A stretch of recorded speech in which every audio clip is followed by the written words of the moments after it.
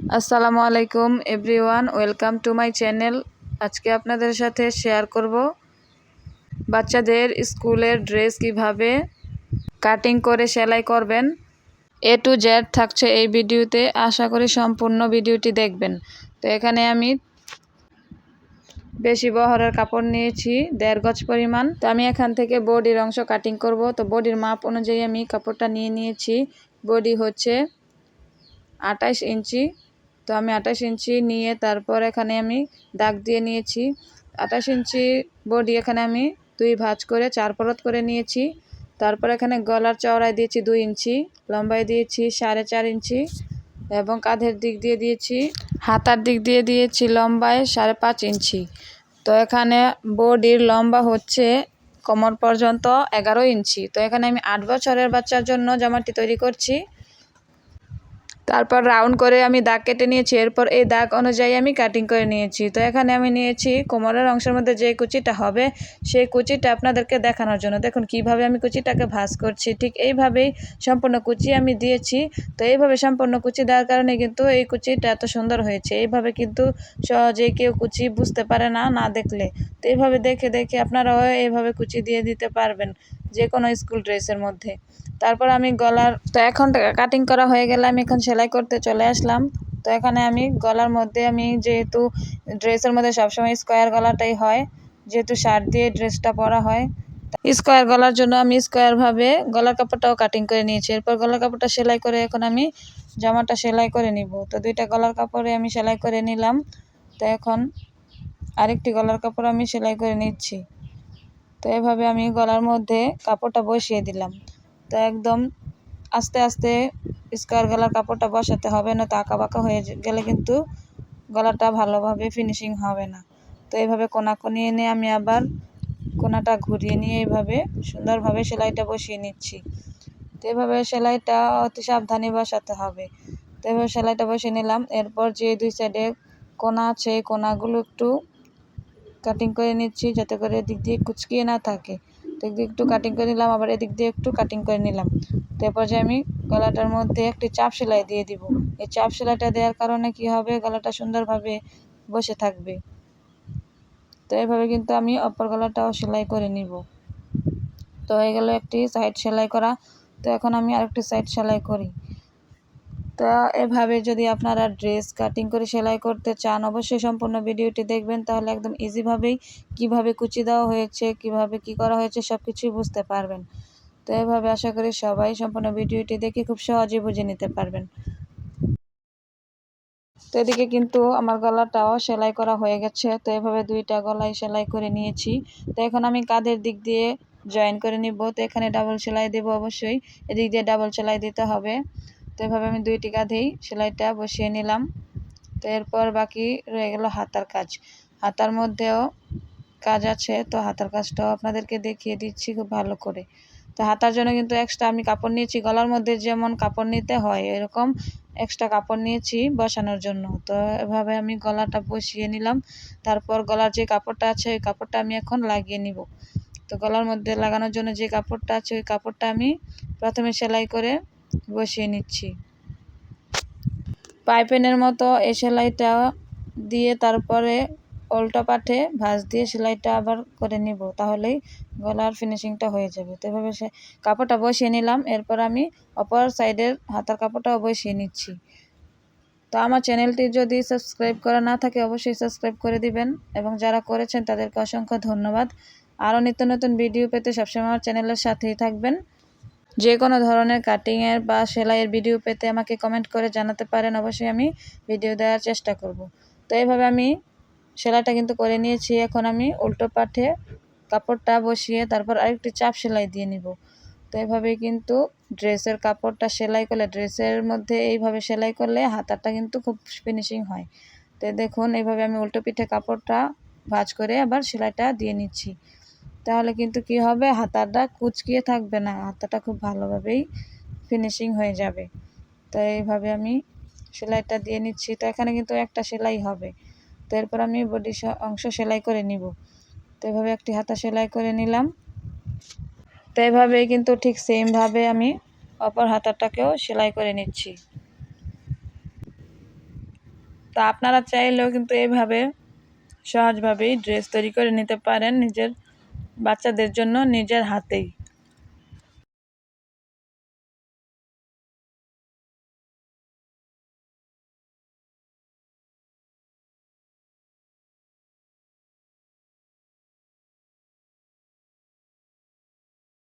হাতাটা কিন্তু সেলাই করা হয়ে গেছে, তো এই পর্যায়ে আমি বডির অংশ সেলাই করে নিব। তো এখন দুই পার্ট একসাথে করে তারপরে আমি বডির অংশটাকেও সেলাই করে নিব।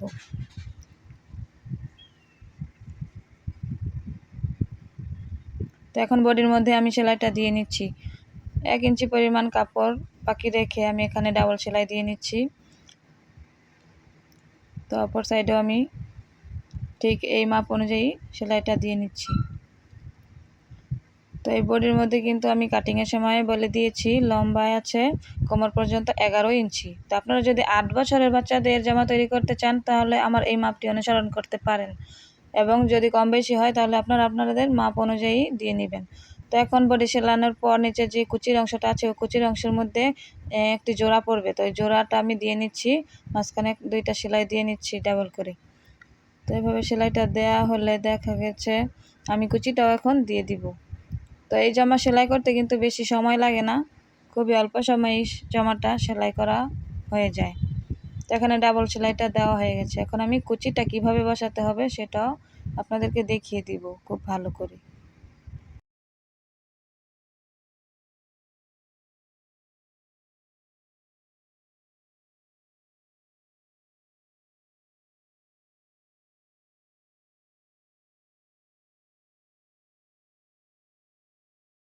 দেখুন এখন কিন্তু আমি কুচিটা ওঠাচ্ছি, একটা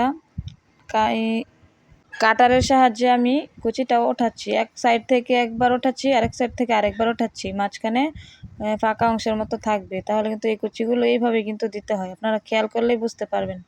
একবার ওই দিক থেকে দিচ্ছি, আবার এদিক থেকে দিচ্ছি, একবার বাম পাশ থেকে আবার ডান পাশ থেকে দিয়ে তারপরে এভাবে একটা করে বড় বড় কুচি উঠিয়ে নিচ্ছি। বড় কুচি উঠিয়ে দুই সাইডের মুখটা একদিকে থাকবে কুচির, দেখুন একদিকে এক সাইড, আবার আরেক মুখটা এই সাইডেই যাচ্ছে, আবার একদিকে এই মুখটা থাকবে, আবার এই পাশ থেকে কাপড়টা আবার এই পাশেই মুখটা দিয়ে দিলাম। দেখুন এইভাবে এই কুচিগুলো দিতে হয়, খুবই সহজ এই কুচি দেওয়া, একবার খেয়াল করলে বুঝতে পারবেন। তো এইভাবে আমি পুরো কুচিটাই দিয়ে নিলাম।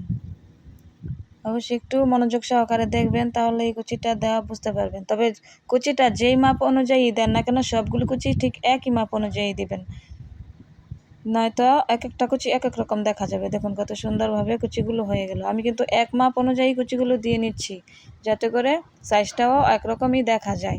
যদি আপনি ছোট বড় করে কুচি দেন তাহলে কিন্তু দেখতেও খারাপ লাগবে এবং আপনার সাইজ অনুযায়ীও হবে না। দেখুন আমি এক সাইজ অনুযায়ী কুচিগুলো উঠিয়ে নিচ্ছি, খুবই আস্তে আস্তে আমি কুচিগুলোকে দিয়ে নিচ্ছি, যাতে করে কোনো খারাপ না হয় এবং কম বেশি না হয়। তো এইভাবে কুচিগুলো কিন্তু আমার পুরোটা দেওয়া হয়ে গেছে। তো এভাবে আমি সবগুলো কুচি দেওয়ার পর এখন আমি একটু আয়রন করে নিব। অবশ্যই এই কুচি দেওয়ার পর একটু আয়রন দিয়ে হিট দিয়ে নিতে হবে, নয়তো কুচিগুলো ফুলে ফুলে থাকবে। যদি আয়রন করে তাহলে কিন্তু কুচিগুলো একদম বসে যাবে, এখন দেখতেও কিন্তু খুব ভালো লাগবে। দেখুন আমি আয়রন করার পর কেমন হয়েছে। এখন আমি হালকা করে এখানে আয়রন দিয়ে কুচির ভাঁজগুলোকে বসিয়ে নিচ্ছি। এর কারণ হলো কুচির ভাঁজগুলো যাতে বসে থাকে, যেইভাবে আমি কুচিটা দিয়েছি এইভাবেই যাতে পরে থাকে, তাহলে খুবই সুন্দর লাগে দেখতে।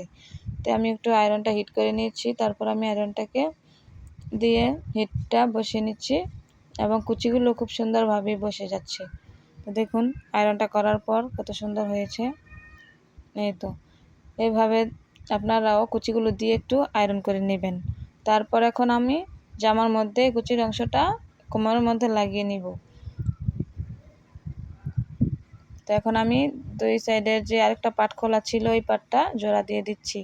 তারপর আমি কোমরের মধ্যে গোল করে রাউন্ড করে সেলাই করে বসিয়ে নিব। তো অল্প সময়েই কিন্তু আমি জামাটা তৈরি করে নিয়েছি। তো এভাবে আপনারাও তৈরি করে নেবেন। তো এখানে আমি ডাবল সেলাই দিচ্ছি। অবশ্যই বাচ্চাদের জামা এবং যে কোনো জামার মধ্যেই এই সব জায়গার মধ্যে ডাবল সেলাই দিবেন, তাহলে খুবই ভালো হবে।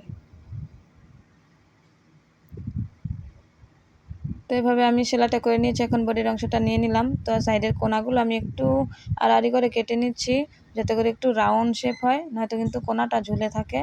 সবসময় গোল জামা তৈরি করার সময় এই কাজটা করবেন আপনারা। যারা নতুন তারা অবশ্যই একটু জানেন না। তো এই দুই সাইডের কোনাগুলো একটু কাটিং করে নিলে কি হয় যে জামাটা পরলে খুবই সুন্দর হয়, গোল রাউন্ডের মতো হয়ে থাকে। আর নয়তো না কাটিং করলে দুই সাইডে কোনাটা ঝুলে থাকে। তো এখন আমি মনে হচ্ছে বডিটার একটু চাপানো দরকার, তাই আমি আর একটু হালকা করে চাপিয়ে দিচ্ছি। এরপর আমি কোমরের অংশটা বসিয়ে নিব।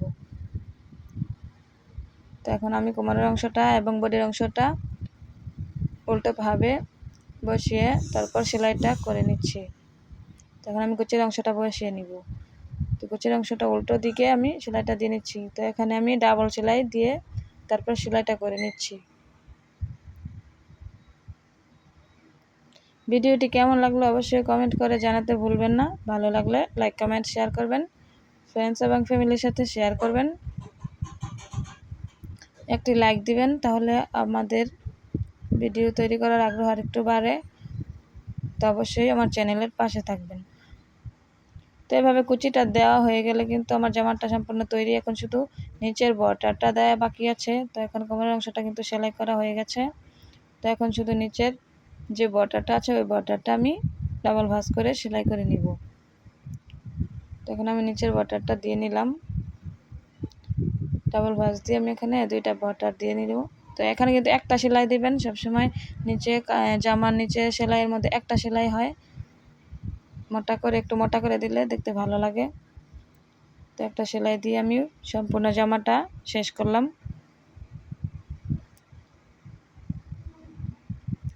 জামাটা কিন্তু দেখতে খুবই ভালো হয়েছে। তো অবশ্যই আজকে এই পর্যন্তই আপনাদের সাথে সম্পূর্ণ ভিডিওটি শেয়ার করলাম। আশা করি আপনাদের কাছেও ভালো লেগেছে, আপনাদেরও উপকারে আসবে। তো এভাবে কিন্তু নিচের বর্ডারটা দেওয়ার পর আমার জামাটা সম্পূর্ণ তৈরি হয়ে গেছে। আজকে এই পর্যন্তই। সবাই সুস্থ থাকবেন, ভালো থাকবেন। আবার দেখা হবে অন্য কোনো নতুন কোনো ড্রেস ডিজাইনের ভিডিওতে। তো এই পর্যন্ত সবাই সুস্থ থাকবেন। আসসালামু আলাইকুম।